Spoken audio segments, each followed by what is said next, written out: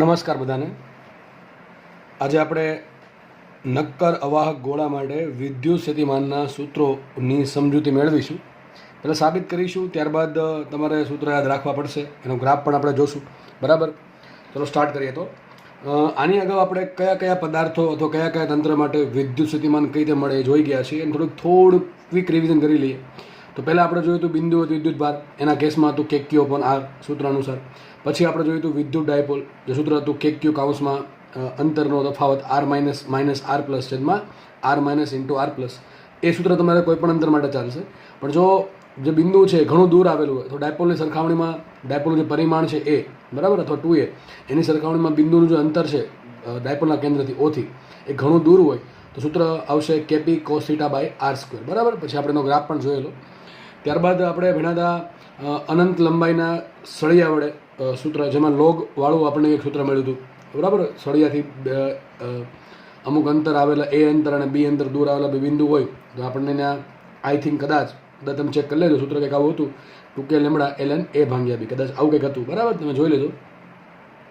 ત્યાર પછી આપણે જોયું હતું કે અનંત વિસ્તારવાળી કોઈ પાતળી પૃષ્ઠ હોય, સપાટી હોય, બરાબર, કે સુવાહક હોય, અવાહક હોય, એમાં જે વિદ્યુત ક્ષેત્ર છે સિગ્મા બાય 2 એપ્સિલોન 0 અચળ હોય. એટલે એના કારણે સૂત્ર આપણને મળ્યું હતું V બરાબર ED, જે આપણે ઘણું જગ્યા આગળ જઈને ઘણું બધું કામમાં લાગવાનું છે સૂત્ર.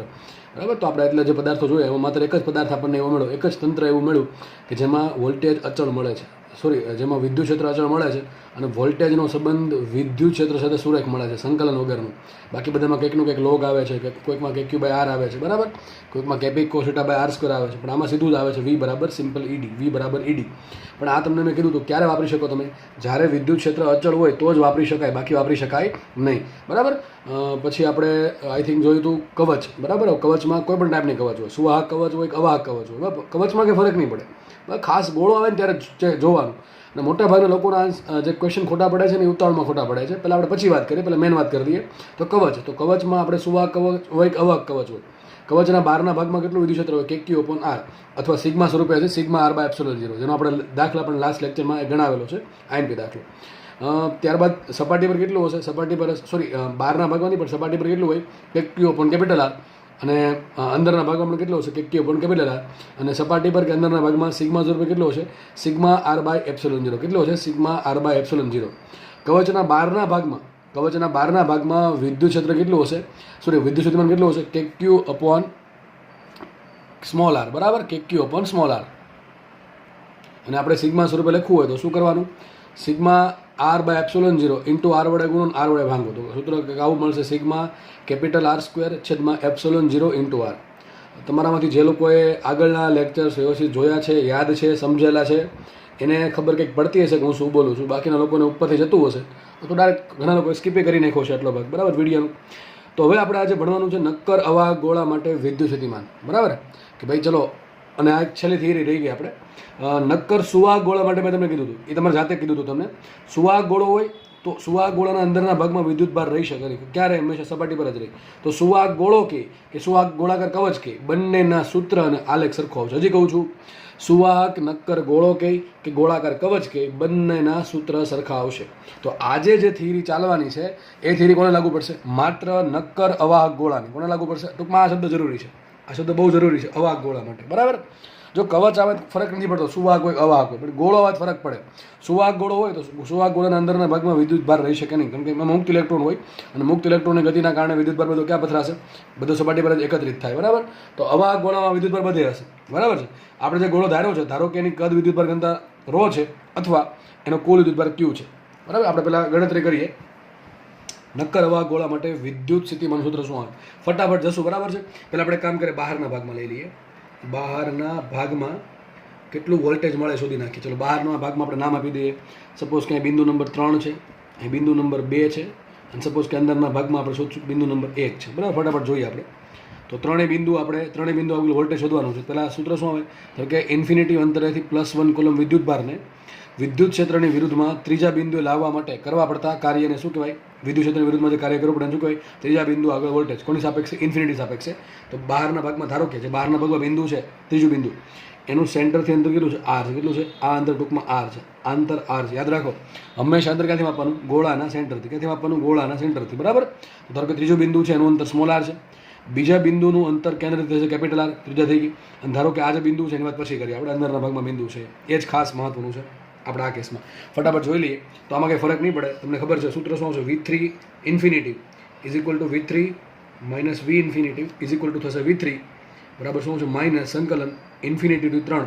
હવે ત્રીજા બિંદુ આ એમથી 3, આ લિમિટ 3 નથી, આ શું છે ત્રીજા બિંદુનું અંતર. તો લખી નાખું છું R બરાબર. શું લખી નાખું છું? R લખી નાખું છું બરાબર.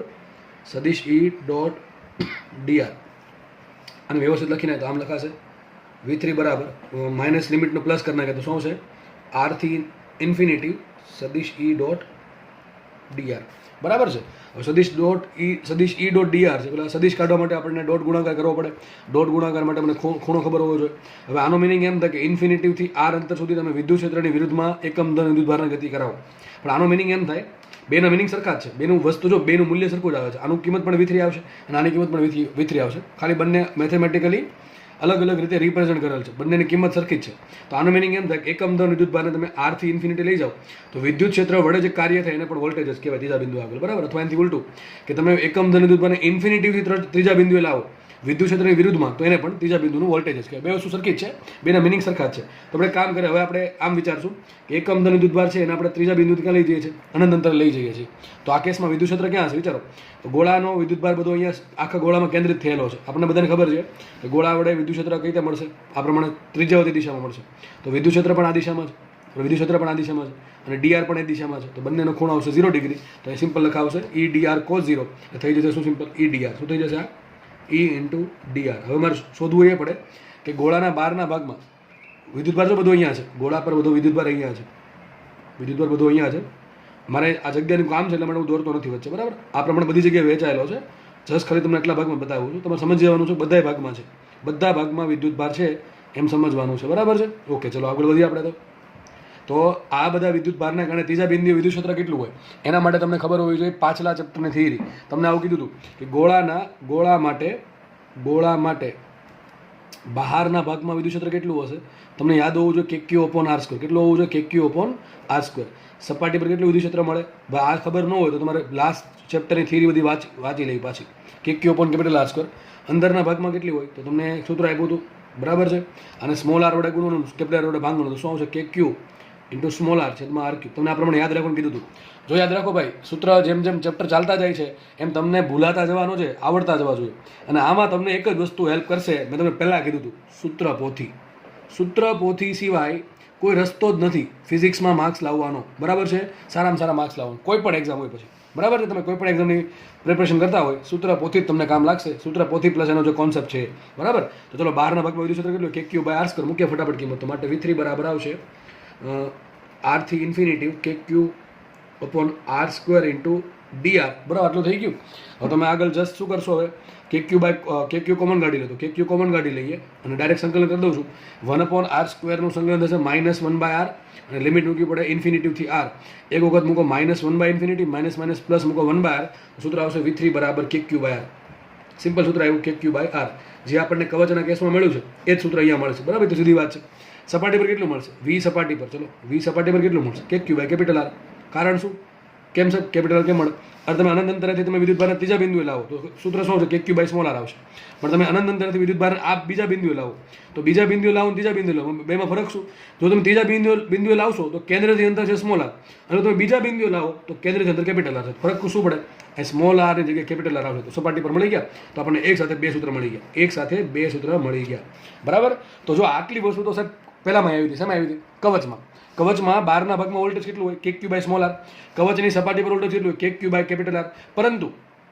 પરંતુ કવચના અંદરના ભાગમાં વોલ્ટેજ કેટલું હતું? કવચના સપાટી પર જેટલું હતું એટલું જ વોલ્ટેજ હતું. કેટલું? KQ/R. હવે આપણે ગણતરી કરીએ કવચના અંદરના ભાગમાં. ગોળા માટે કેટલું હોય? કવચમાં તો ચલો સપાટી પર અંદર બધે સરખું હોય, પણ શું ગોળામાં સર એવું થાય છે? ચલો નેક્સ્ટ ચેક કરીએ આપણે એના માટે. તો કવચના અંદરના ભાગમાં આપણે કોઈ પણ બિંદુએ વિદ્યુતક્ષેત્રમાં શોધવા માટે શું કરવું પડશે? આપણે કામ કરશું જેવું આપણે કવચમાં કર્યું ને એવું ગોળામાં કરશું. આપણે કામ કરશું, પહેલાં વિદ્યુત ભારને ઇન્ફિનિટીથી R લાવશું બરાબર. પછી આપણે R અહીંયા સપાટી પર આવી ગયો પછી નથી આપણે શું કરશું? પહેલા બિંદુ પર લાવશું. પહેલું બિંદુ શું છે? પહેલું બિંદુ કવચના અંદરના કવચની ગોળાના અંદરના ભાગમાં આવેલું બિંદુ છે બરાબર છે. હવે આપણે યાદ કરો એમાં શું કર્યું હતું? એમાં તમે કવચમાં એવું કીધું હતું કે પહેલાં આપણે ઇન્ફિનિટીથી બીજા સપાટી પર લાવશું અને સપાટીથી પછી અંદર લઈ જશું. આપણે હકીકત પહેલા બિંદુ પાસે વોલ્ટેજ શોધવું તો મતલબ શું થાય, એકમ ધન વિદ્યુત ભારને અનંત અંતરથી પહેલા બિંદુ પર લાવવાનું. આપણે એના બે ભાગ પાડી નાખ્યા, અનંત અંતરથી પહેલા સપાટી પર અને સપાટીથી બીજા બિંદુથી પહેલા બિંદુ. આટલું જે કુલ કાર્ય કરવું પડે એને શું કહેવાય, પહેલા બિંદુ આગળ વોલ્ટેજ. બરાબર છે, આ બધાને ખબર છે, સિમ્પલ વ્યાખ્યા. હવે આપણે આમાં પણ બે જ ભાગ પાડશું. પહેલા ઇન્ફિનિટિવથી બીજા બિંદુએ લાવશું તો શું મળશે મને, બીજા બિંદુ આગળ કરવું પડતું કાર્ય કેટલું હશે, કે બાર. અરે ભાઈ, એ જ વોલ્ટેજ થાય કે ન થાય. અનંત અંતરથી એકમ ધન વિદ્યુત ભારને બીજા બિંદુએ લાવો, સપાટી પરના બિંદુએ લાવો તો જે કાર્ય કરવું પડે કેટલું હશે, કે બાર. ચલો, વિદ્યુત ભાર અહીંયા આવી ગયો. હવે આપણે શું કરવાનું છે, વિદ્યુત ભાર જે અહીંયા આવી ગયો છે એને મારે બીજા બિંદુએથી એટલે કે સપાટી પરથી કવચ નહીં, ગોળા ન અંદરનું બિંદુ, ધારો કે કોઈ પણ બિંદુ ગમે ને આપણે ધારી લઈએ, આ ધારો કે પહેલું બિંદુ આ બિંદુ છે, અહીંયા સુધી લાવવા માટે જે કાર્ય કરવું પડે એને શું કહેવાય, પહેલા બિંદુ આગળનું વોલ્ટેજ. બરાબર, પહેલા બિંદુ આગળનું વોલ્ટેજ. તો કુલ કાર્ય જે મળે એને શું કહેવાય, પહેલા બિંદુ આગળ વોલ્ટેજ. તો આપણે કામ કરશું, આપણને V2 ખબર છે, મારે V1 શોધવા છે. તો કામ કરશું, આપણે V1 જે છે ને, V1 પહેલા બિંદુ આગળનું વોલ્ટેજ એ બીજા બિંદુ સાપેક્ષે શોધી નાખશું. બરાબર, ટૂંકમાં આપણે શોધશું શું, હવે V12 શોધશું. શું શોધીએ, V12. ચલો તો લખીએ અહીંયા કંઈક V12 બરાબર. ચલો, V12 એટલે શું થાય, પહેલા બિંદુનું આગળનું વોલ્ટેજ બીજા બિંદુ સાપેક્ષ શું આવશે, V1 માઇનસ V2. બરાબર, V12 બરાબર શું આવશે, V1 માઇનસ V2. ચલો, સૂત્ર શું બને આનું, સૂત્ર બધાને ફરજિયાત બનાવતા આવડું. સૂત્ર શું બનશે, માઇનસ 2 અને 1. આ બિંદુ નથી હો, આ જસ્ટ બિંદુ છે. બીજું બિંદુ જો કે આપણે અંતર લખવું પડશે હમણાં, અને પહેલું બિંદુ સદિશ E ડોટ dr. આ બેઝિક સૂત્ર છે આનું. બરાબર, આપણે આમ અપ્લાય કરીએ હવે. બરાબર, હવે થોડુંક તમને ચેપ્ટર નંબર 1ની થોડી કહાની ખબર હોવી જોઈએ. કહાની એ ખબર હોવી જોઈએ કે સર આપણે વાત ક્યાં કરીએ છીએ, અંદરના ભાગની વાત કરતો. વિદ્યુત ક્ષેત્ર કેટલું લેવું પડશે, અંદરના ભાગનું, બહારના ભાગનું, અંદરના ભાગનું વિદ્યુત ક્ષેત્ર કેટલું હોય, KQ into small r by RQ. કેટલું હોય, KQ into small r by RQ. એમ આખું દોરી છે. આપણે વિદ્યુત ભાર અહીંયા ટૂંકમાં તમને અહીંયા વોલ્ટેજ ખબર છે, મારે પહેલા બિંદુએ વોલ્ટેજ શોધવું છે. તો શોધવું શું પડે, ધારો કે આ બિંદુ જે છે ને, આ બિંદુ ઓથી આ બિંદુની અંદર R છે. કેટલું છે, R છે. બરાબર છે. ઘડી ત્રીજું બિંદુ ભૂલી જાઓ, મારે આ બિંદુ આગળ વોલ્ટેજ શોધવું છે. જે પહેલું બિંદુ છે એનું O થી અંતર સ્મોલ r છે. પહેલું બિંદુ ગમે ત્યાં હોઈ શકે, અહીંયા હોઈ શકે, અહીંયા હોઈ શકે, અહીંયા હોઈ શકે, ટૂંકમાં કોઈ પણ હોઈ શકે. તમારે શું કરવાનું, કેન્દ્રથી અંતર શોધી લેવાનું. બરાબર છે. શું અંદરના ભાગમાં ગોળા માટે, અવાહક ગોળા માટે વિદ્યુત ક્ષેત્ર 0 હોય? ના સર, 0 ના હોય.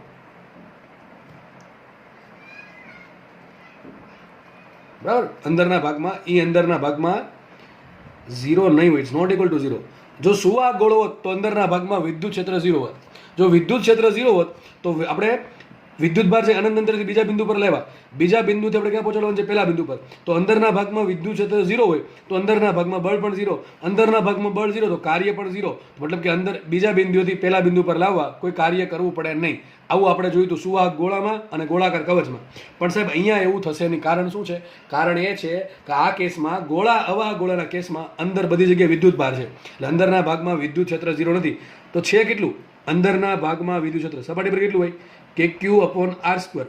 સ્મોલ r વડે ગુણો, કેપિટલ r વડે ભાંગો. કેટલું આવશે, KQ into small r by RQ. આટલું વિદ્યુત ક્ષેત્ર અંદરના ભાગમાં હોય. એટલા માટે જો અહીંયા જરૂર કોની પડે, સ્મોલ r ની. એટલા માટે અમારે વ્યાખ્યાયિત કરવા જરૂર પડી. અંતર ધારો કે પહેલા બિંદુનું O થી સ્મોલ r છે. જસ્ટ કિંમત મૂકીએ આપણે. બરાબર છે. હવે અહીંયા E ડોટ dr, આજે સંકલનવાળો પદ છે ને, આપણે આમ પણ લખી શકીએ. હવે છે ને આપણે એક કામ કરીએ, બીજા બિંદુની જગ્યાએ ચલો એક સ્ટેપ લખવું આ પ્રમાણે. બીજા બિંદુની જગ્યાએ શું આવશે, અંતર આવશે. એટલે બીજા બિંદુનું ઓથી અંતર કેટલું, capital R. Okay, capital R છે. પહેલા બિંદુનું અંતર કેટલું, સ્મોલ r. ખબર પડે કે ન પડે, જો લિમિટ 2 ને 1 નથી મૂકવાની. આ કે કિંમત નથી, આ તો બિંદુના નામ છે, આપણે જસ્ટ નામ આપેલા છે. બરાબર. તો પહેલા બિંદુનું અંતર બીજા બિંદુનું અંતર ઓથી કેટલું, કેપિટલ R છે. પહેલા બિંદુનું અંતર ઓથી કેટલું, સ્મોલ r. તો લિમિટ મૂકી સદિશ E ડોટ dr. માઇનસ વાળું પદ કાઢવા માટે આપણે કામ કરીએ, લિમિટ ઉલટાઈ નાખીએ તો શું આવશે, આપણને મળશે V12 બરાબર V1 માઇનસ V2 બરાબર શું આવશે, લિમિટ આવી થઈ જશે, અરે સોરી ઊંધું થઈ જશે, સ્મોલ r થી કેપિટલ R સદિશ E ડોટ dr. હવે જો સદિશ E ક્યાં હશે, સદિશ E આ પ્રમાણે હશે, સદિશ E આ પ્રમાણે હશે અને dr પણ આ દિશામાં જ છે, બંને દિશામાં. 1 થી 2 જાવ છો આપણે, જો હવે આમ ઊંધું થઈ ગયું. એક પહેલા શું હતું 2 થી 1 જવાનું, હવે ઊંધું છે 1 થી 2 જવાનું. એટલા માટે વિદ્યુત ક્ષેત્ર 1 થી 2 છે, જવાનું પણ 1 થી 2 છે. એટલા માટે બંને વચ્ચે ખૂણો કેટલો આવશે, 0 આવશે. કોની વચ્ચે, E અને dr વચ્ચેનો ખૂણો. એટલે શું લખું, સિમ્પલ લખી નાખું છું, E dr cos 0 થઈ જશે E dr. તો અહીંયા આવશે r થી સ્મોલ r થી કેપિટલ R E dr. બરાબર. હવે જસ્ટ ખાલી કિંમત મૂકવાની છે અને સંકલન કરો એટલે વાત થાય પૂરી. તો માટે આવશે V12 બરાબર V1 માઇનસ V2 બરાબર શું આવશે, સંકલન સ્મોલ r થી કેપિટલ R. અંદરના ભાગમાં એ કેટલું, આપણે અંદરના ભાગની વાત ચાલે તો અંદરના ભાગનું તમારે એ મૂકવું પડે. કેટલું આવશે, KQ into small r by R cube, KQ by R cube into small r into dr. ચલો એમાં KQ અપોન R ક્યુબ તો અચળ સંખ્યા કહેવાય, બરાબર છે.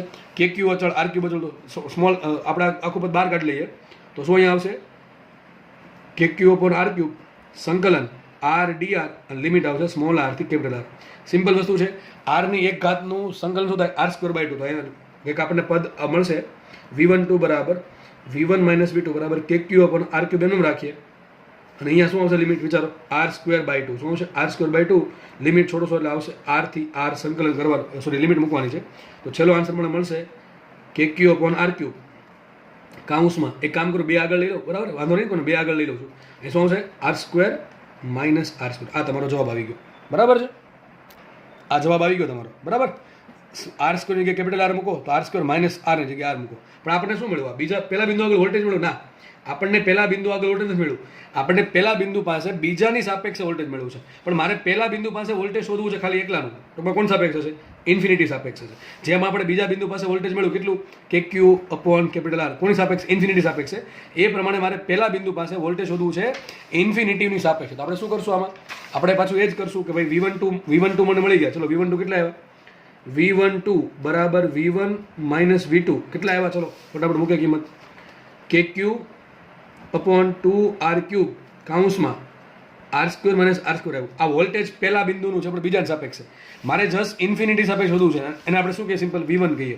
તો v1 બરાબર શું લખાય? વિચારો, આટલું બરાબર આ બરાબર આટલું આવ્યું લખાઈશું. માટે v1 બરાબર શું લખાશે? v2 જવા દો. v1 બરાબર v2 plus K Q upon 2 R cube કાઉન્સમાં R square minus R square. સીધી વાત છે, વિચારો ને ભાઈ, ક્યાં તું પાડું ભેજા કે તમારે ઇન્ફિનિટીથી પહેલા બિંદુ પર વિદ્યુત ભાર લાવવો છે. તો શું કરશું?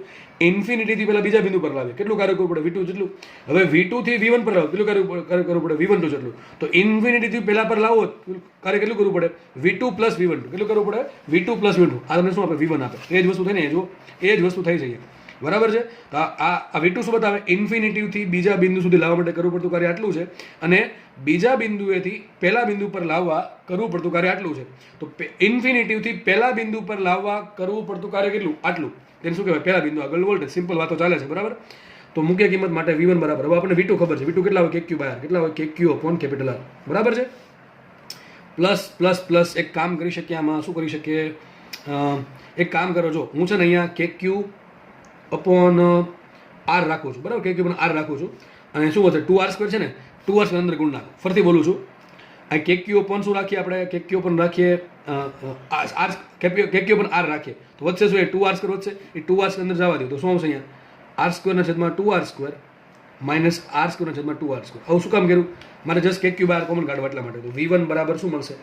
કે ક્યુ અપોન આર તો આવશે જ, પ્લસ કયું પદ આવશે? આ 1 પ્લસ આખું પદ આવશે કે ન આવે? આનો શું આન્સર આવશે? 1/2 માઇનસ, બરાબર કે નહીં?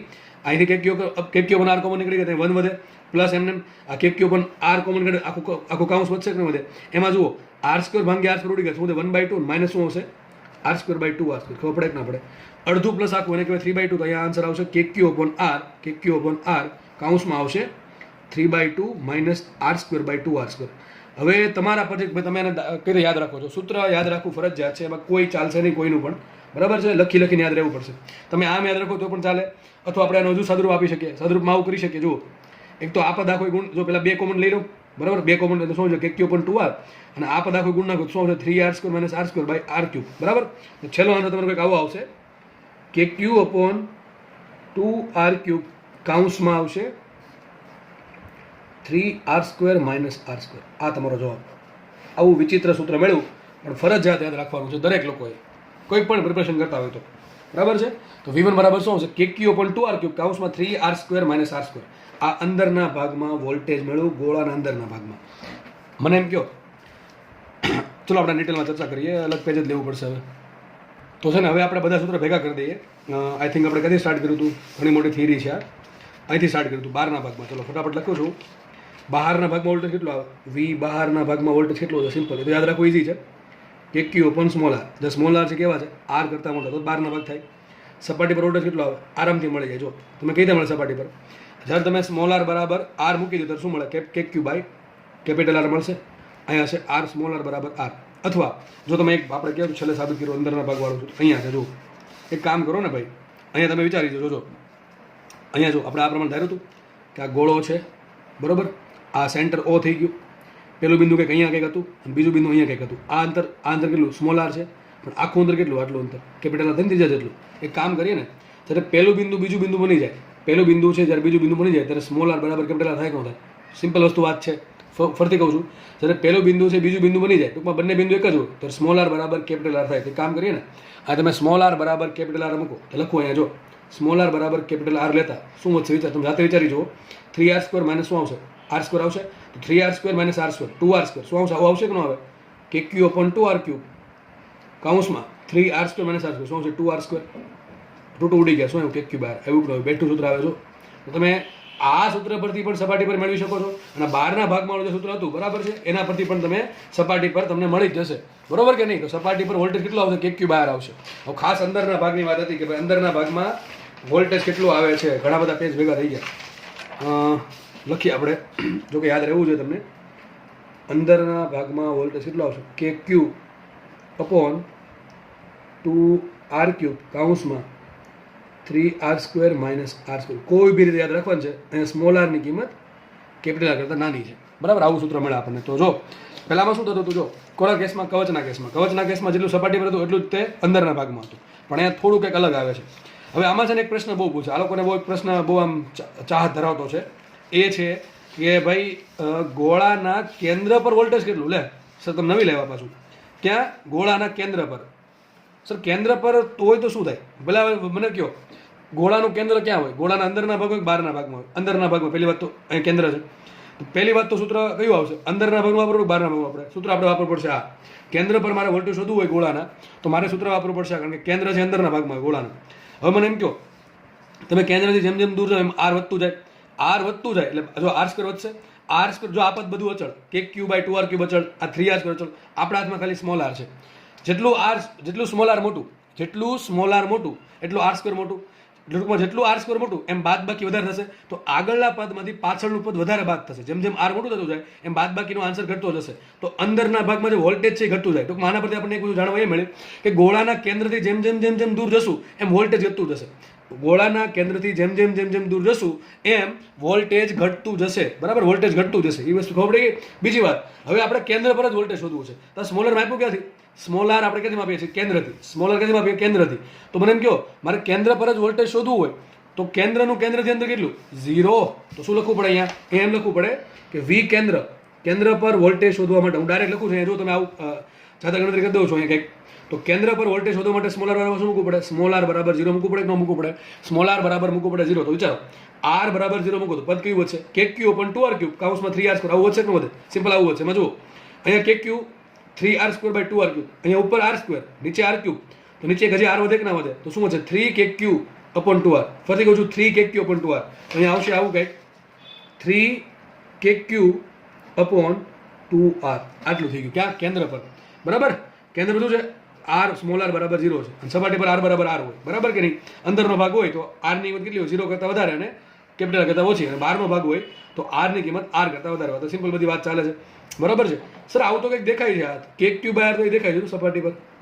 kq બાય r ને શું કહેવાય, સપાટી પર તો મળ્યું શું આપણને, 3/2 v સપાટી. લે કેન્દ્ર જીતી ગયું આમાં. તો કોણ જીતી ગયું, સેન્ટર.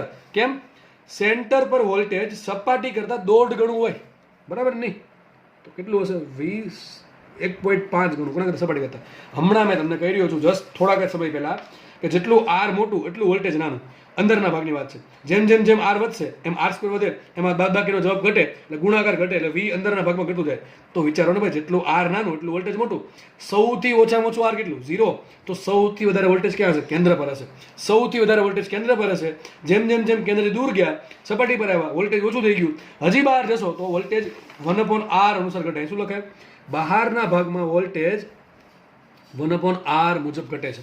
અંદરના ભાગમાં વોલ્ટેજ ઘણા કહેશે r² તો ઉપર છે, અરે આગળ માઇનસ છે, માઇનસનું મિનિંગ સમજો, બરાબર. એટલે અહીંયા વોલ્ટેજ ઘટશે. તો ગ્રાફ કેવો આવે, ગ્રાફ બહુ મસ્ત ગ્રાફ આવે છે, બરાબર છે. સમજાઈ જજો બધાને ભાઈ. ધારત ને હું ભાઈ આટલું આજે 25 મિનિટની જે મહેનત કરી છે એ ખાલી એક પેજમાં સમાવ્યું મારે. તમને ખાલી એટલું ગોખાવું હોત તો ખાલી આટલું આપી દે, આટલું જે બાર બધે ચાલે છે એવું જ કે ભાઈ આટલું ગોખી નાખજો ગમે એમ કરીને. આ કોઈ સાબિતી નહીં કરાવતું, આ કોઈ સાબિત નથી કરાવતું, બરાબર છે, કે આટલું આવે છે, કેન્દ્ર પર આટલું આવે છે. જસ્ટ ગોખી નાખજો, બહારના ભાગમાં એટલું હોય, સપાટી પર એટલું હોય, અંદરના ભાગમાં એટલું ને કેન્દ્ર પર આટલું. પણ તમને સાબિત કરાવ્યું હતું વેલ્યુ રાખવી એની, બરાબર. પૂછે તો દાખલો આપણે માર્ક્સ જવા જોઈએ નહીં ટૂંકમાં. ઓકે, ચલો તો આપણે કોનો આલેખ દોરીશું, વોલ્ટેજ વિરુદ્ધ અંતર સ્મોલ આરનો. ચલો સ્ટાર્ટ ક્યાંથી કરશું, કેન્દ્રથી. એવું લાગે તો આપણે એક સર્કલ ડ્રો કરી દઈએ, બરાબર. આ પ્રમાણે કે ગોળાના કેન્દ્ર અહીંયા છે, આ અંદરનું બિંદુ થઈ ગયું, આ બહાર સપાટી પરનું બિંદુ થઈ ગયું બીજું, અને ત્રીજું બિંદુ ક્યાં છે બહારના ભાગમાં. એટલે ખબર પડી ગઈ. આપણે આલેખ ડ્રો કરવાનો છે. અહીંયા મને કહો અહીંયા આર કેટલા હોય? આર બરાબર 0 હોય. પણ આર બરાબર 0 પર શું મળે? કેન્દ્ર મળે. આર બરાબર 0 પર કેન્દ્ર મળતું હોય, બરાબર છે, તો કેન્દ્ર પર વોલ્ટેજ કેટલું? 0 છે? ના સર 0 નથી. કેટલું છે? સપાટી કરતાં 1.5 ગણું. સપાટી કરતાં 1.5 ગણું છે, બરાબર. એટલે પોઈન્ટ ક્યાં મળશે? નીચે મળે ઉપર મળે? ઉપર મળશે. સૌથી વધારે વોલ્ટેજ અહીંયા હશે. અવાહક ગોળાના કેસમાં તમને પ્રશ્ન પૂછાય, અવાહક ગોળા માટે સૌથી વધુ વોલ્ટેજ ધરાવતો પોઈન્ટ કયું? યાદ રાખજો, કેન્દ્ર આવશે. ફરીથી કહું છું, અવાહક ગોળા માટે સૌથી વધુ વોલ્ટેજ ધરાવતો બિંદુ કયું? તો કેન્દ્ર, બરાબર. ધારો કે વોલ્ટેજ આપણે કંઈક આટલું લઈ લઈએ, આટલું લઈ લઈએ, બરાબર. અહીંયા લઈ લઈએ. આ શું? આગળ વધીએ પછી હવે શું કરીએ? જેમ જેમ જેમ જેમ જો આપણે દૂર જશું એમ સ્મોલ આર વધતું જાય. આ સ્મોલ આર વધતું જશે. સ્મોલ આર વધશે, તમે કીધું પ્રમાણે અંદરના ભાગમાં વોલ્ટેજ વધશે. અને ધારો કે સપાટી પર થઈ ગયું કેટલું? અહીંયા થઈ ગઈ સપાટી, દોરી દઈએ સપાટી પર. સ્મોલ આર બરાબર આર. તો આ થઈ ગયો અંદરનો ભાગ, આ થઈ ગયું કેન્દ્ર, આ થઈ ગઈ સપાટી, અને આ થઈ ગયો બહારનો ભાગ. જ્યાં આર ગ્રેટર દેન આર હશે, આ હશે બહારનો ભાગ.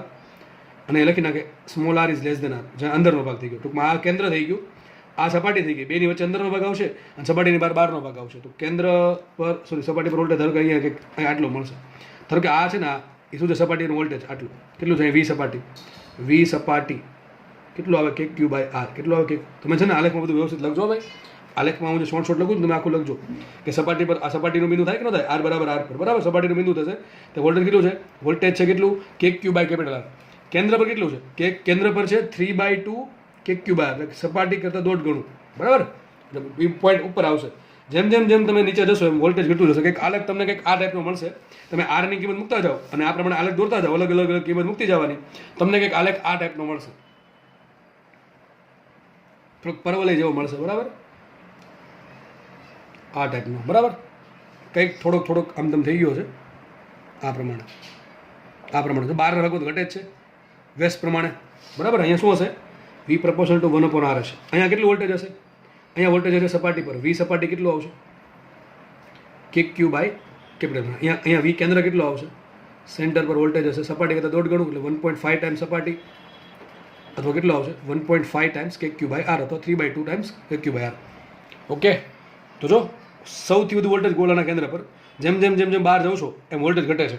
પણ એક વસ્તુ બાકી છે કે ગોળાના, જો આ પ્રશ્ન જે લીટી છે ને, બધું જો બોલતો જાવ વચ્ચે વચ્ચે એ લખતી જવાની. તમને જો સારી લાગે તો લખતી જવાની, બરાબર. એ વારંવાર કેવું ના પડે. એટલે આપણે મેચ્યોર છીએ, હવે આપણને ખબર પડે કે હું જે બોલું છું એમાં આઈએમપીઓ લખતા જવાનું. તો સૌથી વધુ વોલ્ટેજ કેન્દ્ર પર હશે. પછી બીજી વાત આપણને આના પરથી એ ખબર પડે છે કે ગોળાના અંદરના ભાગમાં વોલ્ટેજ છે ને સપાટી કરતાં વધારે હોય. ફરતી બોલું છું, યાદ રાખજો. ગોળાના અંદરના ભાગમાં વોલ્ટેજ સપાટી કરતાં વધારે હોય. સૌથી વધુ વોલ્ટેજ કેન્દ્ર પર, એટલે આલેખ પરથી ખબર પડી જાય. કેન્દ્ર પર વોલ્ટેજ સૌથી વધારે. જેમ જેમ જેમ જેમ દૂર જશો એમ વોલ્ટેજ ઘટતું જશે. સપાટી પર જશે કે ક્યુ બાર, અને પછી કે ક્યુ બાય કે ક્યુ અપોન આર મુજબ, એટલે કે 1/r મુજબ ઘટતું જશે. વિચારો ને, સ્મોલ આરની કિંમત છે એ આર કરતાં મોટી હોય, બરાબર છે. તો ઓબ્વિયસ વાત છે, છેદમાં આર આવે, સ્મોલ આર આવે એટલે શું થશે? વી બરાબર કે ક્યુ અપોન સ્મોલ આર પરથી. જેમ આર મોટું એમ વોલ્ટેજ ઘટે એટલે આ પ્રમાણે ઘટશે. અને અનંત અંતરે કેટલું થઈ જશે? અનંત અંતરે 0 થઈ જશે, બરાબર કે નહીં? તો આ લેક્ચર મસ્ત થિયરી છે. આ પેજ તમારા માટે મોસ્ટ આઈએમપી પેજ, તમારા માટે મોસ્ટ આઈએમપી. આની અગાઉ તમને મેં કવચ કરાવી હતી અને સુવાહક ગોળાને કેવો આલેખ આવશે? આવો કે કાલે એમાં આવું ભણ્યા હતા. અહીંયા થઈ ગયું આર બરાબર 0 કેન્દ્ર, આ થઈ ગઈ સપાટી, આ થઈ ગયો બહારનો ભાગ, આ થઈ ગયો અંદરનો ભાગ. મેં તમને એમાં શીખવાડ્યું એવું, જો કે સાબિત કર્યું હતું કે અંદરના ભાગમાં વોલ્ટેજ સપાટી જેટલું જ હોય, પછી બહાર જાવ છો એટલે આ પ્રમાણે ઘટતું જશે. જો કે ટચ નહીં કરે, થોડુંક ભૂલ પડી ગઈ, આમ આ પ્રમાણે આવશે, બરાબર. જો કે શીખવાલ છે આગળ. તો જો ત્યાં શું હતું?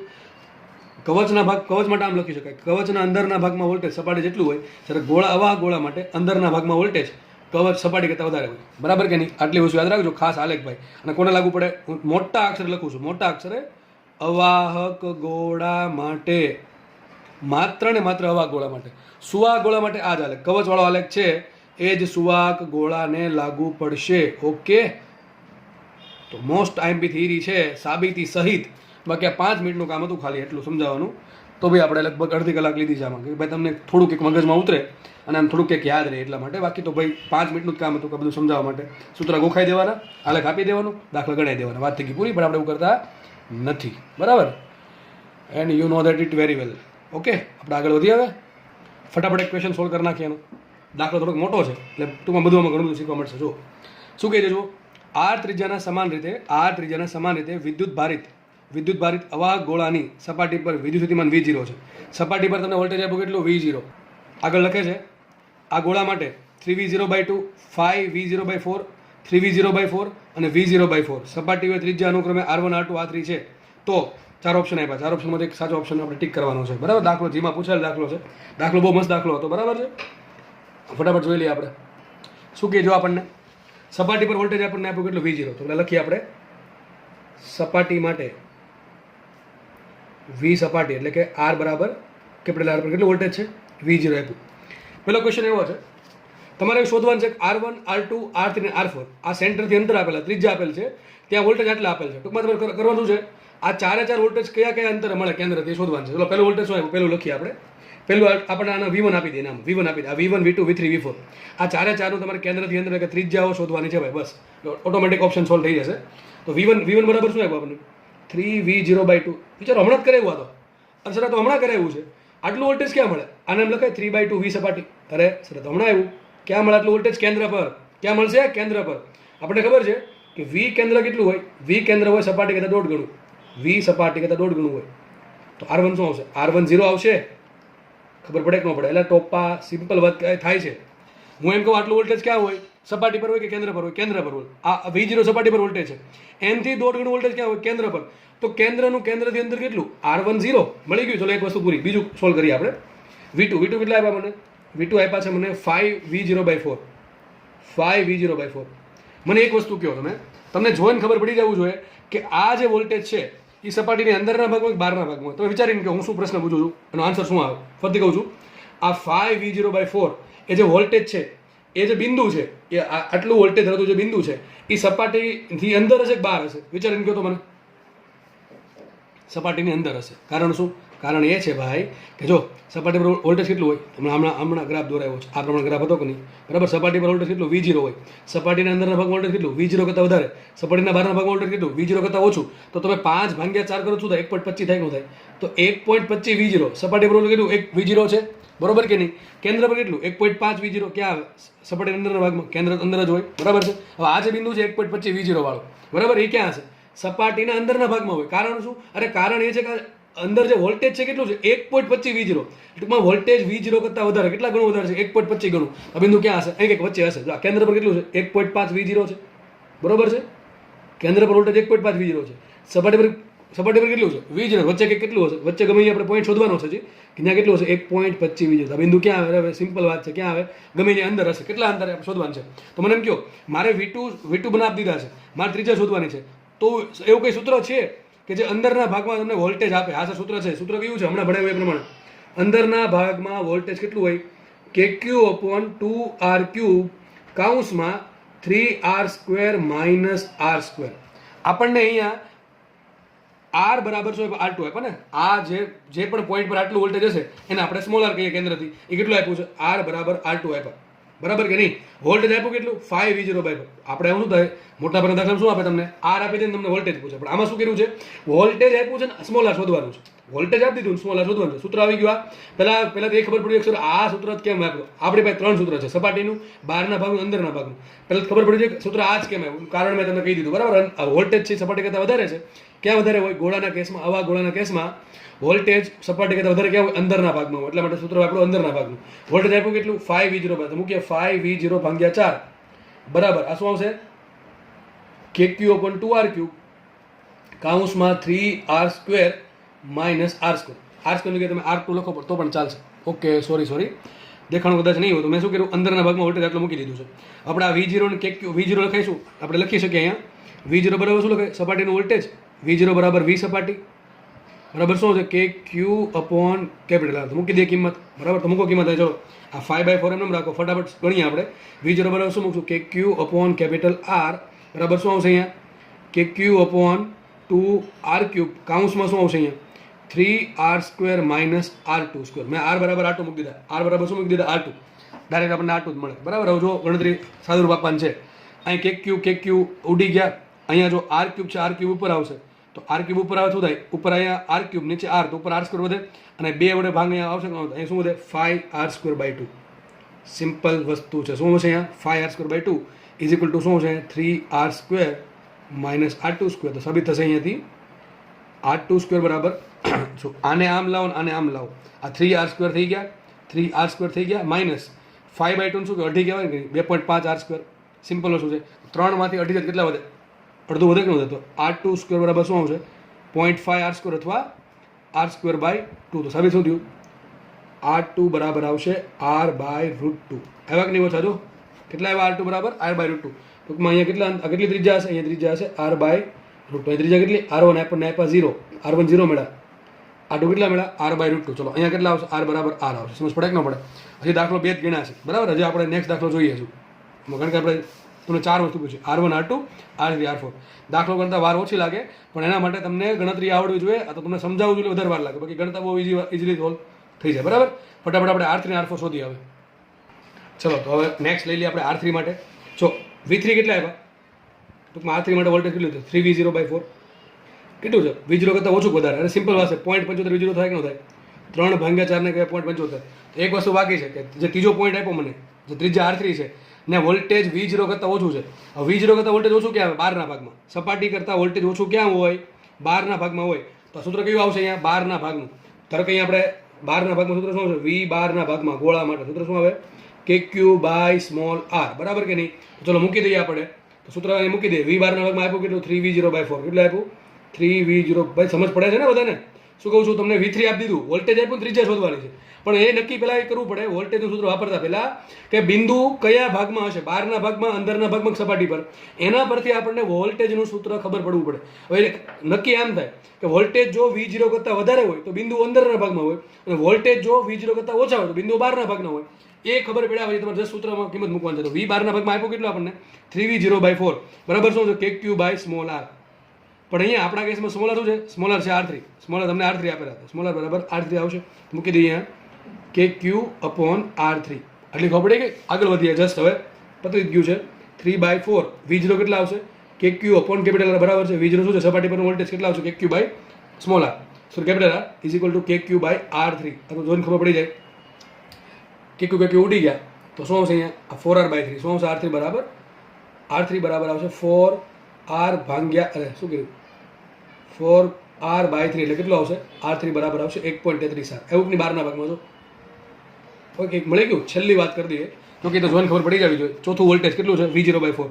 ચોથું વોલ્ટેજ આપણને આપ્યું v4. v4 બરાબર આપ્યું v0/4. ચલો આટલું વોલ્ટેજ ક્યાં હોય? 0.25 v0. બહારના ભાગમાં, અંદરના ભાગમાં. બહારના ભાગમાં જ હોય, કારણ કે વોલ્ટેજ સપાટી કરતાં ઓછું ક્યાં હોય? બહારના ભાગમાં. સૂત્ર કયું આવશે બહારના ભાગનું? બહારના ભાગમાં વોલ્ટેજ સૂત્ર શું આવે? kq/smaller. જો કે ખબર પડી જવી જોઈએ સૂત્ર શું આવે? r બરાબર 4 મીટર આવે. જોઈને ખબર પડે. ચલો બહારના ભાગમાં આપ્યું શું? v0/4 બરાબર kq/ આપણે મૂકશું અહીંયા r4. કારણ શું છે? સ્મોલર બરાબર લઈ લઈએ r4 આપણે, કારણ કે બહારના ભાગમાં માટે ત્રીજા મને r4 આપી એટલા માટે. બરાબર? ઓકે ચલો તો જુઓ અહીંયા ફટાફટ. v0 શું મૂકીએ? kq/R. kq/4 into capital R is equal to kq/r4. Simple વસ્તુ છે. kq ઉડી ગયા, આખો વ્યસ્ત કરી નાખો, શું મળશે તમને? r4 બરાબર મળશે 4r. ઓકે, આ તમારો જવાબ આવી ગયો. તમને 4 વસ્તુ મળી ગઈ છે. 4 વસ્તુ કઈ મળી? r3 અને r4 દેખાય છે. r1 કેટલા હતા? r1 0 હતા. r1 કેન્દ્ર હતું 0. આટલી વસ્તુ ખબર પડી. ને આપણે r2 કેટલા હતા? r2 હતા r/√2. r2 હતા, લખું છું અહીં સાઈડમાં જ તે, r2 હતા r/√2. મને 4 વેલ્યુ મળી ગઈ. તમને આમાંથી કોઈ પણ એક, જો દાખલો દર વખતે લેન્ધી પૂછે જરૂર નથી, તમને સિમ્પલ આવો પ્રશ્ન પૂછો, સિમ્પલ પ્રશ્ન પૂછો કે એક r ત્રિજ્યાના અવાહક ગોળા પર વિદ્યુત ભાર સમાન રીતે વિતરિત થયેલો છે, તેની સપાટી પર વોલ્ટેજ v0 છે, તો ગોળાના કેન્દ્રથી કયા અંતરે વોલ્ટેજ 5v0/4 આવે? તો તમને સિમ્પલ આટલો પ્રશ્ન પૂછે, r/√2. ક્યારેક આવા લેન્ધી દાખલા પૂછી નાખે, બરાબર, પણ બહુ ઓછું બને. બાકી તમને માત્ર ને માત્ર એકાદ બિંદુ પર પ્રશ્ન પૂછશે. ચલો 4 ઓપ્શન ચેક કરીએ. 4 ઓપ્શન તમને r1 r2 r3 r4 સ્વરૂપ આપેલા છે. પેલા ફટાફટ જોઈએ. પહેલો ઓપ્શન એમ કહે છે કે r1 is not equal to 0, પણ આપણે એવું મળ્યું r1 ઇઝ ઇક્વલ ટુ 0. પેલો ઓપ્શન શું કહેજો? ખાસ બંને જોતું જવાનું છે, બરાબર છે. પહેલો ઓપ્શન શું કહેજો? પહેલો ઓપ્શન એમ કે r1 is not equal to 0 અને r2 minus r1 is greater than r4 minus r3. પણ આ જોવાનું આગળ આવે જ નહીં, કારણ કે r1 ઇઝ ઇક્વલ ટુ 0 છે, r1 ઇઝ ઇક્વલ ટુ 0 છે, પણ આ તો આવશે તો ઓપ્શન નહીં આવે, બરાબર. આ એમ કે છે નથી, પણ આપણે મેળવ્યું શું છે. બીજો ઓપ્શન એમ કે છે r1 તો 0, ચલો આ હોઈ શકે, r1 0 છે, અને લખીને એમ કીધું છે કે r2 ની કિંમત r4 માઇનસ r3 કરતાં વધારે. ચલો હવે r4 માઇનસ આપણે r3 શોધવું પડશે, બરાબર કે નહીં? આપણે r4 માઇનસ r3 શોધવું પડશે. ચલો તો r4 માઇનસ R3 શું આવશે? જો કે તમને કહું છું કે આ ઓપ્શન લેતા પહેલાં આ નીચેના ઓપ્શન ચેક કરી લેવાય, કારણ કે આ ઇઝીલી ખબર પડી જાય, બરાબર? ઓકે, પછી જોઈએ આપણે પહેલાં ચેક કરી નાખીએ. ચલો ને, R4 માઇનસ R3. ચલો R4 કેટલા મળ્યા? 4R મળ્યા. R4 મળ્યા 4R માઇનસ R3 કેટલા છે? 4/3R. કેટલા આવશે? 4/3R. અથવા આમે ખબર પડે સીધું મૂકી દો ને ભાઈ, 4R માઇનસ 1.33R. તો 4માંથી 1 બાદ થશે કેટલા? 3 વધે. 3માંથી 0.33 કેટલા વધશે? 2.66 જેવું, 2.67R. તો R4 માઇનસ R3 ની કિંમત કેટલી મળે છે આપણને? 2.67R. કેટલી મળે? 2.67R. એનું બીજું શું કહે છે? R2 કેટલા છે? R2 છે R ના ભાગ R/√2. હવે R કેટલા મૂકીએ? R એનું √2 કેટલા હોય? 1.41. મારા માટે તમે 1.41 1/1.41 લગભગ આન્સર 0.7 જેવો આવે, લગભગ એપ્રોક્સિમેટ. તો R2 કેટલા છે? R2 ની કિંમત 0.7 છે. આ ઓપ્શન શું કહે છે કે R2 ની કિંમત R4 માઇનસ R3 કરતાં વધારે છે. ખોટી વાત છે. કેમ? R4 માઇનસ R3 ની કિંમત છે 2.67R અને R2 ની કિંમત લગભગ મળશે 0.7R. કેટલી મળશે? 0.7R. એ આ લોકો એમ કહે છે કે આના કરતાં મોટું છે. ખોટી વાત છે, મોટું નથી, નાનું છે, બરાબર? તો આ ઓપ્શન પણ નહીં આવે. ઓપ્શન નંબર C ચેક કરીએ. શું કહે છે? 2R કરતાં R4 મોટા છે. 2R કરતાં R4 મોટા. ચલો લખીએ 2R અને R4 કેટલા છે? R4 કેટલા છે? R4 ની કિંમત કેટલી? 4R છે. મોટા તો કહેવાય કે ન કહેવાય? સીધી વાત છે. ઓપ્શન નંબર C આવે. શું આન્સર આવે? C. હજી કહું છું, ઓપ્શન C શું કહે છે? 2R કરતાં R4 મોટા છે. 2R કરતાં R4 મોટા છે. દેખાય છે? 2R કરતાં R4 મોટા જ છે ને. R4 છે 4R. R4 ની કેટલી? 4R છે. 2R કરતાં 4R મોટા છે. ઓપ્શન C આવે. ઓપ્શન D ચેક કરીએ. શું કહે છે? R1 બરાબર 0. ઓકે, R1 0 છે. બસ મેં કીધું R1 ની કિંમત R4 માઇનસ R3 કરતાં વધારે. ખોટી વાત છે. જો R4 માઇનસ R3 ની કિંમત કેટલી આવી? 2.67R. એ એમ કહે છે કે 2.67R છે એને કરતાં R1 શું છે? 0 મોટું કહેવાય કે ન કહેવાય? 2.67R અને ના જ કહેવાય ને ભાઈ, ખોટી વાત છે. એટલે ઓપ્શન પણ નહીં આવે. શું આન્સર આવશે? ઓપ્શન C આવશે. તો કે પહેલાં આ ચેક કરાય, કારણ કે ઇઝીલી સોલ્વ થાય છે. એક તો આ ખબર પડી ગઈ આમને, પછી આના પર કૂદકો મારે, કદાચ સાચો પડી ગયો આપણે ગણવા પડે નહીં. આ બુદ્ધિ વાપરવાની તમારે, બરાબર? ઓકે, ચલો આપણે આગળ ભણશું. તો આઈ થિંક તમને આવા ગોળાનો હવે ખ્યાલ ક્લિયર થવો જોઈએ. આમાં પૂછે શું તમને? મેં તમને કીધું એ પ્રમાણે 2 ટાઈપના દાખલા પૂછે, 2 થી 3 ટાઈપના દાખલા. એક તો આલેખ પૂછી, તો આલેખ બધાને આવડવું છે. પછી કયા દાખલા પૂછે? સૂત્ર પૂછી નાખે ઘણી વખત, સૂત્ર પણ પૂછી નાખે, બરાબર છે? પછી આગળ એવું પૂછે તમને વોલ્ટેજ આપી દે અને કેટલું અંતર છે કેન્દ્રથી એ પૂછે. ટૂંકમાં આપણે જે R1 R2 R3 R4 એ પૂછ્યા, આપણે શોધ્યું છે એ તમને પૂછે. બધા નહીં પૂછે, જો કે બધા પૂછ્યા છે, પણ બધા તમને નહીં પૂછે. કોઈ પણ એકાદ બિંદુ પૂછશે અને તમને વોલ્ટેજ આપી દેશે. અથવા છેલ્લો ટર્મનો દાખલો કઈ રીતે પૂછે કે તમને અંતર આપી દે અને વોલ્ટેજ પૂછે. તમને એમ કીધું હોય કે ભાઈ સ્મોલ r બરાબર R/2 હોય, ત્યાં વોલ્ટેજ કેટલું? સૂત્ર શું આવે? V. હવે વિચારો, અંતર ક્યાં છું? ત્રિજ્યા કરતાં અડધું, કે અંદરના ભાગમાં જ આવે. તો અંદરના ભાગનું સૂત્ર શું આવશે? KQ/2R³ કૌંસમાં 3R² માઇનસ R². ચલો હોમવર્કમાં દાખલો આપો, બસ તમને હોમવર્કમાં આપી દઉં કે ભાઈ જ્યાં અંતરે કેન્દ્રથી અંતર સ્મોલ r બરાબર R/2 હોય ત્યાં વોલ્ટેજ કેટલું હશે? તો અંદરના ભાગમાં મૂકવાની કિંમત તમારે. અને મારે આન્સર છે ને V0 100 જોઈએ છે. V0 શું છે? V સપાટી પર વોલ્ટેજ. મારે આન્સર આ 100 જોઈએ છે. ગોળાની ત્રિજ્યા કેપિટલ R લઈ લેવી, વિદ્યુતભાર Q. તો V0 શું આવશે? KQ/R. ટૂંકમાં આમ અહીંથી થઈ જાય. જો બનાવું સૂત્ર આમ બની જાય. V અંદર KQ પણ 2R³ છે ને, અને KQ પણ R ને શું કહેવાય? V0 કહેવાય, સપાટી કહેવાય. તો આમ પણ લખાય કે ન લખાય? V સપાટી છેદમાં અહીંયા આવશે 2 × R². હા, બરાબર. અને કૌંસમાં આવશે 3R² માઇનસ R². આ પ્રમાણે પણ તમે યાદ રાખી શકો, બરાબર કે નહીં? KQ પણ 2R³ છે ને, બધી KQ પણ R ને કહી દીધું V સપાટી, બરાબર. બાકી વચ્ચે તો 2R² છે ને, આ કૌંસ ગુણાકારમાં એમ. તો આજથી આ રીતે 4 થી 5 ટાઈપના દાખલા પૂછાય છે. મેં ગણાવી દીધું એક દાખલો, બાકી દાખલા તમારે જાતે પ્રેક્ટિસ કરવી, બરાબર? જાતે પ્રેક્ટિસ કરવી. હવે હું નહીં ગણાવું, ઘણું બધું ગણાવી દીધું આમાં, બરાબર. આઈ થિંક 45 મિનિટ આપણે ખાલી એક જ થિયરી કાઢી નાખી. કઈ? આવા ગોળા માટે વોલ્ટેજના સૂત્ર. ઓકે, અને એનો આલેખ ખાસ. નેક્સ્ટ જોઈએ. અને નાનકડી વાત આમાં કહેવાનું રહી ગઈ, ઘણી વખત છે ને તમને ઘનતા આપી દેશે. કઈ ઘનતા? કદ વિદ્યુત પર ઘનતા. કારણ કે ગોળા પર વિદ્યુત પર તો આ પ્રમાણે વેચાયેલો છે આખા કદમાં. સૂત્ર આપણને ખબર જ છે કે શું આવે સૂત્ર? ρ બરાબર Q/V. આ જાતે સૂત્ર મેળવી લેવા તમારે. V શું છે? કદ છે. કદ કેટલો આવશે? Q/4/3 πr³. તો તમે કામ કરજો ને, ખાલી તમે નાનું કામ કરજો. Q બરાબર શું આવશે? તો Q બરાબર આવશે 4/3 πr³ × ρ. આ જે સૂત્ર તમને મળે ને, 3 સૂત્ર, બહારના ભાગમાં આટલું, સપાટી પર આટલું, અંદરના ભાગમાં આટલું, એમાં તમે કામ કરજો. Q બરાબર મૂકી દેજો 4/3 πr³ × ρ. તો તમને સૂત્ર ρ સૂત્ર મળશે. આટલું કામ જાતે કરવું, આટલું કામ જાતે કરવું. અને 4π આવે એટલે આપણે નવું એક કામે કરવું પડશે. કેની જગ્યાએ શું મૂકશો? 1/4πε0. આવું હોમવર્ક બીજું, આ લેક્ચરનું બીજું હોમવર્ક. ફરીથી કહું છું, મેં તમને સૂત્ર Q સ્વરૂપે યાદ રાખવા છે, અને તમારે યાદ Q સ્વરૂપે જ રાખવાના છે. ક્યારેક માનો કે આપણને રકમમાં Q ના આપ્યો હોય તો તમને ઘનતા આપશે, બરાબર છે?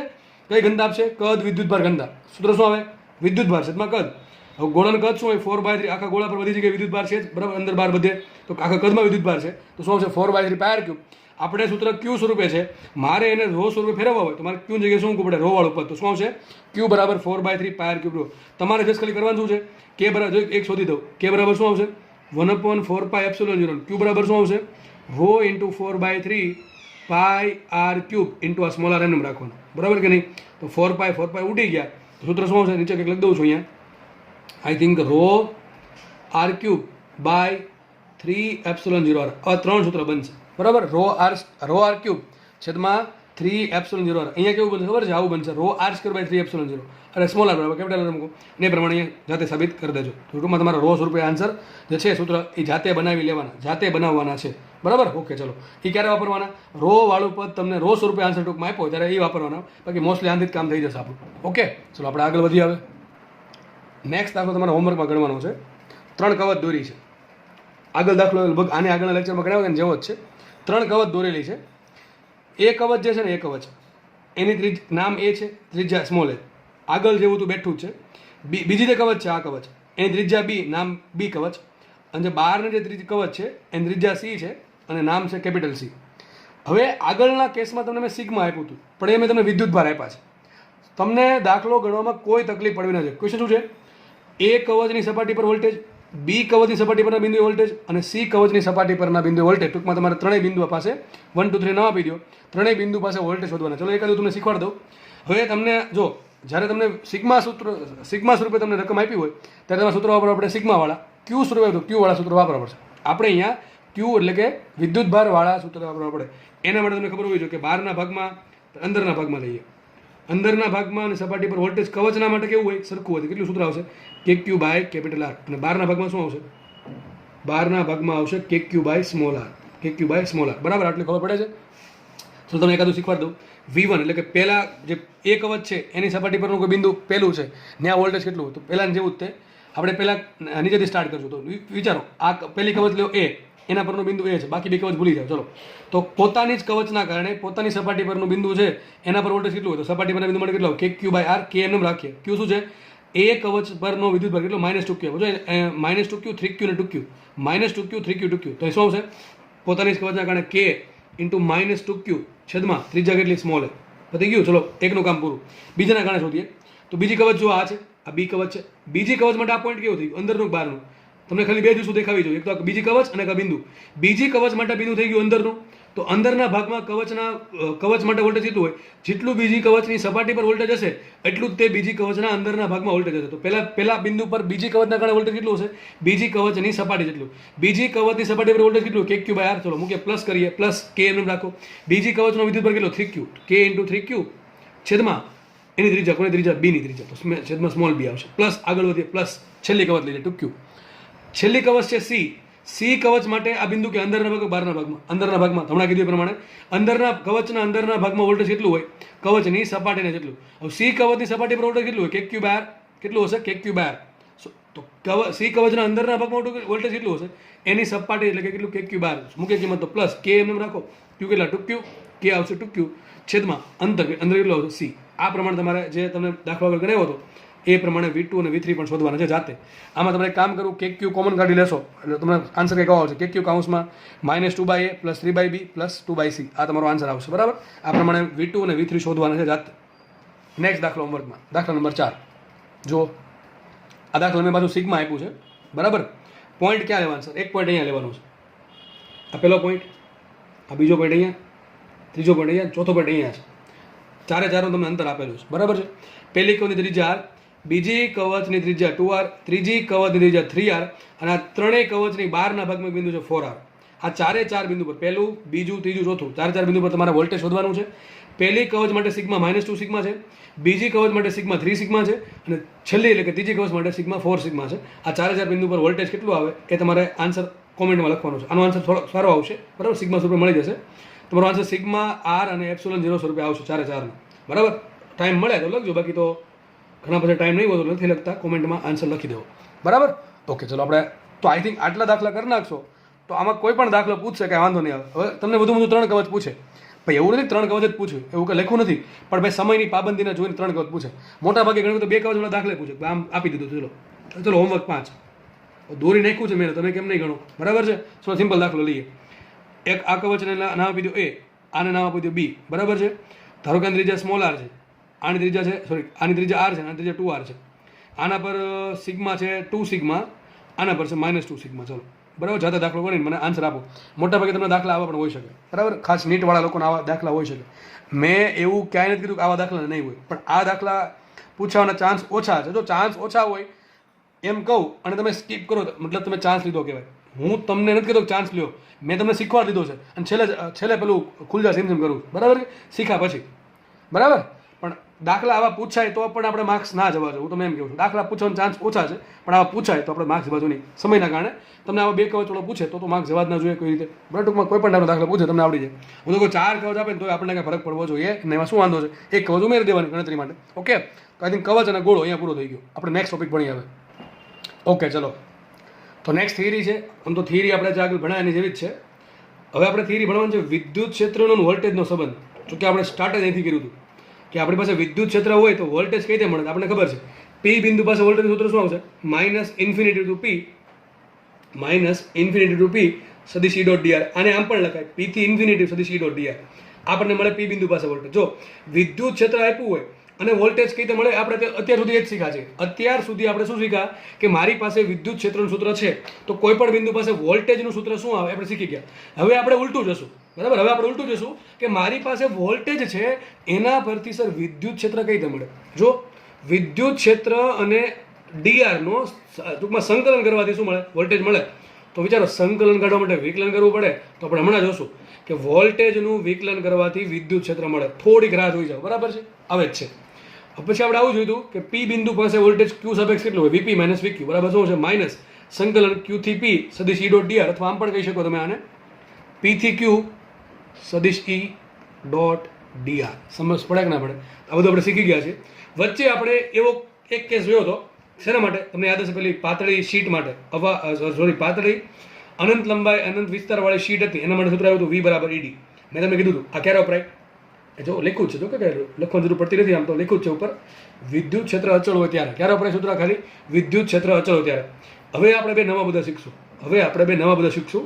યાદ રાખજો, બહુ જ મોસ્ટ આઈએમપી લાઈન છે. વિદ્યુત ક્ષેત્ર હંમેશા ઘટતા વોલ્ટેજની દિશામાં હોય છે. આ બહુ જ આઈએમપી લાઈન છે. રોકડા 4માં છપાવશે દાખલામાં. બરાબર છે. વિદ્યુત ક્ષેત્ર ક્યાં હોય? હંમેશા ઘટતા વોલ્ટેજની દિશામાં. સર આવું કેમ? તમે લખી શકો ઘટતા વોલ્ટેજ કેમ આવ્યું? વધતાને કેમ દુઃખ ન લાગે? ભલે લાગતું, પણ આવું સાચું છે કે વિદ્યુત ક્ષેત્ર હંમેશા ઘટતા વોલ્ટેજની દિશામાં હોય છે. આવું કેમ? થોડાક સમય પછી ખબર પડી જશે.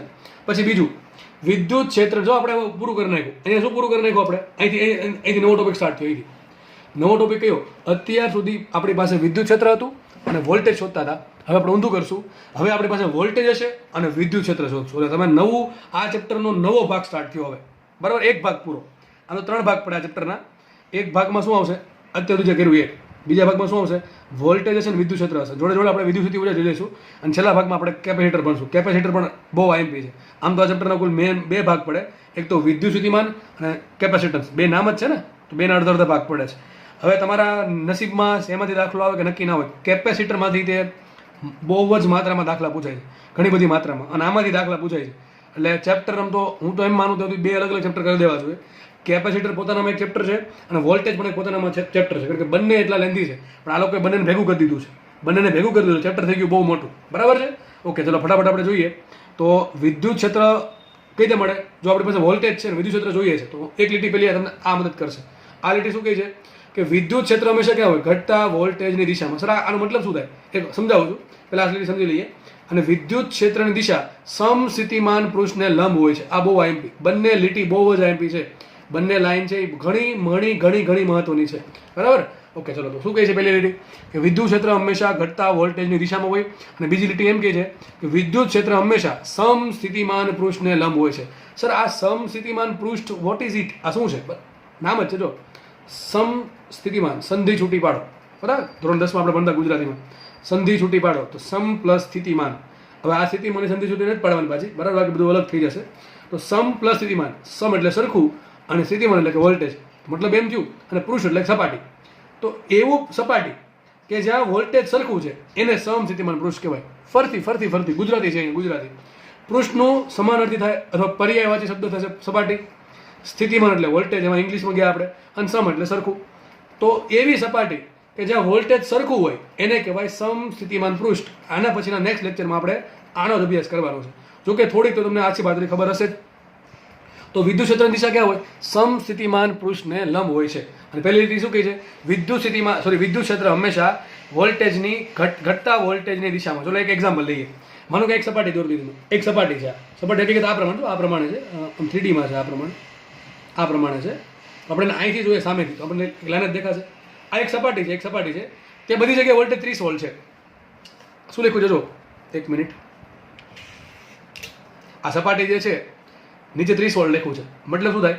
આ સપાટી હકીકત છે આવી, બરાબર. આનું કોઈ પણ બિંદુ લ્યો તમે, આ સપાટી પરનું કોઈ પણ બિંદુ તમે લ્યો, એ કોઈ પણ બિંદુ પર વોલ્ટેજ 30 વોલ્ટ છે. ટૂંકમાં આખી સપાટી પર બધી જગ્યાએ વોલ્ટેજ કેટલું? 30 વોલ્ટ છે. તો એક સપાટી થયું. આને કહેવાય એક સમસ્થિતિમાન પૃષ્ઠ. એની બાજુમાં બીજું પૃષ્ઠ છે, ત્યાં વોલ્ટેજ 20 વોલ્ટ છે. પણ આ બંનેનું વોલ્ટેજ અલગ છે. પણ એમ કહું છું, આ જે સપાટી છે 20 વોલ્ટની, બરાબર, આ પ્રમાણે સપાટી 3Dમાં, એના પર ગમે એ જગ્યાએ વોલ્ટેજ કેટલું છે? 20 વોલ્ટ છે. તો આ સપાટી પણ એક સમસ્થિતિમાન પૃષ્ઠ કહેવાય. આ બંનેના વોલ્ટેજ ભલે અલગ છે, પણ આ એક સમસ્થિતિમાન પૃષ્ઠ પહેલું, આ બીજું સમસ્થિતિમાન પૃષ્ઠ, અને ત્રીજું અહીંયા છે 10 વોલ્ટનું, બરાબર. આ જે સમસ્થિતિમાન પૃષ્ઠ છે એનું વોલ્ટેજ કેટલું છે? 10 વોલ્ટ છે. તો ટૂંકમાં 10 વોલ્ટનું સમસ્થિતિમાન પૃષ્ઠ. ટૂંકમાં ત્રણેય શું છે? એક સમસ્થિતિમાન પૃષ્ઠ છે. તો કે શું? પહેલી રીત એમ કહે છે કે વિદ્યુત ક્ષેત્ર ઘટતા વોલ્ટેજની દિશામાં આવે. ચલો, ઘટતું વોલ્ટેજ ક્યાં છે? અહીંયા 30 વોલ્ટ છે, અહીંયા 20 વોલ્ટ છે, અહીંયા 10 વોલ્ટ છે. તો વિદ્યુત ક્ષેત્ર હશે ક્યાં? વિદ્યુત ક્ષેત્ર આમ હશે, બરાબર કે નહીં? વોલ્ટેજ કે આમ ઘટે, ઉપર નીચે આમ ઘટે ને ભાઈ. ડાબી બાજુથી જમણી બાજુ વોલ્ટેજ ઘટે છે. તો 30 માંથી 20, 20 માંથી 10. તો વિદ્યુત ક્ષેત્ર આમ છે. ચલો સર, આમ તો અસંખ્ય દિશાઓ આવે, પણ કઈ દિશા? સમસ્થિતિમાન પૃષ્ઠને લંબ દિશા. તો વિદ્યુત ક્ષેત્ર આ રીતે હશે. આ મળી ગયું તમને વિદ્યુત ક્ષેત્ર. જો વોલ્ટેજ અદિશ રાશિ છે, એના પરથી આપણે સદિશ રાશિ શોધવાની છે. આપણને વોલ્ટેજ બે વસ્તુ આપશે, વિદ્યુત ક્ષેત્રનું મૂલ્ય પણ આપશે અને દિશા પણ આપશે. દિશા આ બે પરથી તમે આરામથી શોધી શકો, આરામથી. યાદ રાખજો, બે ભાજી કહું છું, ઘણી આઈએમપી લીટી છે. મોટા ભાગે હું આઈએમપી જેવું કે કહેતો નથી, પણ જે હકીકત આઈએમપી હોય એના પર જ ભાર મૂકું. કારણ કે આ બે લાઈન ભલે નાની છે, પણ આનો યુઝ છે ને ઘણા બધા દાખલા થાય છે. એટલા માટે મારે ભાર મૂકવું પડે છે કે બંને લીટી ઇમ્પોર્ટન્ટ છે. આઈએમપી એટલે ઇમ્પોર્ટન્ટ, બરાબર. તો વિદ્યુત ક્ષેત્રમાં ક્યાં હોય? ઘટતા વોલ્ટેજ, ઘટતું વોલ્ટેજ આમ છે, અને બીજું ક્યાં પાછું? સમસ્થિતિમાન પૃષ્ઠને લંબ. ખબર પડી ગઈ? ચલો, મારે આ કેસમાં વિદ્યુત ક્ષેત્રની દિશા શોધવી છે. આ પેલું સમસ્થિતિમાન પૃષ્ઠ છે, એના ઇંગ્લિશમાં કહે ઇક્વિપોટેન્શિયલ સરફેસ. ઇક્વિપોટેન્શિયલ સરફેસ, બરાબર, આવું કહેવાશે. તો આ પહેલી સપાટી છે સમસ્થિતિમાન પૃષ્ઠ -10 વોલ્ટની, આ બીજી -20 વોલ્ટની, આ -30 વોલ્ટની, બરાબર. આ હકીકત 3Dમાં છે. આપણે આમ સામેથી જોઈ આપણે લાઈન દેખાશે. અમારે આમાં મારે આનો ઉપયોગ કરીને શોધવું છે કે વિદ્યુત ક્ષેત્રની દિશા કઈ છે. ચલો, મળશે કે નહીં મળે? સર, આરામથી મળે. કઈ રીતે મળે? પહેલી વસ્તુ, વિદ્યુત ક્ષેત્ર હોય ક્યાં? ઘટતા વોલ્ટેજની દિશામાં. જો વિદ્યુત ક્ષેત્રને મૂલ્ય જ હોય, વિદ્યુત ક્ષેત્રને મૂલ્ય દિશા હોય નહીં, તો માઇનસનો ઉપયોગ મૂલ્યમાં થાય. આ -10 વોલ્ટનો મતલબ એમ થતો કે વિદ્યુત સ્થિતિમાન જે છે, વિદ્યુત સ્થિતિમાન એનું મૂલ્ય 10 વોલ્ટ છે અને દિશા માઇનસ. અરે વોલ્ટેજને દિશા જ ના હોય, વિદ્યુત ક્ષેત્રની દિશા હોય, વિદ્યુત સ્થિતિમાનની દિશા હોય નહીં. તો આ -10 વોલ્ટ આખું લેવાનું છે. આ -10 વોલ્ટનું વોલ્ટેજ, આ -20 વોલ્ટનું વોલ્ટેજ અને -30 વોલ્ટનું વોલ્ટેજ, બરાબર. તો મને એમ કહો, -30 મોટા -10 મોટા? -10 મોટા. તો વિદ્યુત ક્ષેત્ર ક્યાં હોય? વિદ્યુત ક્ષેત્ર હશે ઘટતા વોલ્ટેજની દિશામાં. ક્યાં? ઘટતા વોલ્ટેજની દિશામાં. વોલ્ટેજ ઘટે ક્યાં? ઉપર જાવ, નીચે જાવ. તો સર આમાં તો વોલ્ટેજ ઘટે છે, -10, -20, -30. આ વોલ્ટેજ ઘેટું કહેવાય. તો વિદ્યુત ક્ષેત્ર ક્યાં છે? નીચે હશે. એક વસ્તુ ખબર પડી ગઈ. એમાં પાછું ક્યાં? સમસ્થિતિમાન પૃષ્ઠ લંબ. અને લંબ આમ થાય, થયું ને? લંબ, ત્રણે લંબ દેખાય કે નહીં? આ લાઈન ત્રણે લંબ છે. હવે ઉપર થોડુંક નીચે. જો તમને એક વસ્તુ ખબર પડી જશે કે લંબ છે, પણ ઉપર દિશા છે, નીચે દિશા છે, કોણ નક્કી કરશે? આ લીટી નક્કી કરશે. જો બે લાઈનનો ઉપયોગ કરીને દિશા મળે. પેલી નીચે લાઈન શું કહે છે? સમસ્થિતિમાન પૃષ્ઠ લંબ. દોર નાખ્યું. આને લંબ. હવે તીર આમ આવે કે આમ આવે, કોણ નક્કી કરશે? આ લાઈન. વોલ્ટેજ ઘટે એ દિશામાં તીર હોય. ચલો, આમાં વોલ્ટેજ ક્યાં ઘટે છે? નીચે ઘટે. તો આ તમારો આન્સર, બરાબર છે. આ દિશામાં વિદ્યુત ક્ષેત્ર હશે. વિદ્યુત ક્ષેત્ર આ રીતે હશે. તો બે લાઈનનો મેં તમને મતલબ સમજાવ્યો છે, બરાબર છે. આજે આપણે એટલું રાખીએ. નેક્સ્ટ લેક્ચરમાં આપણે વિદ્યુત ક્ષેત્રનું જો દિશા શોધતા તમને આવડી ગયું.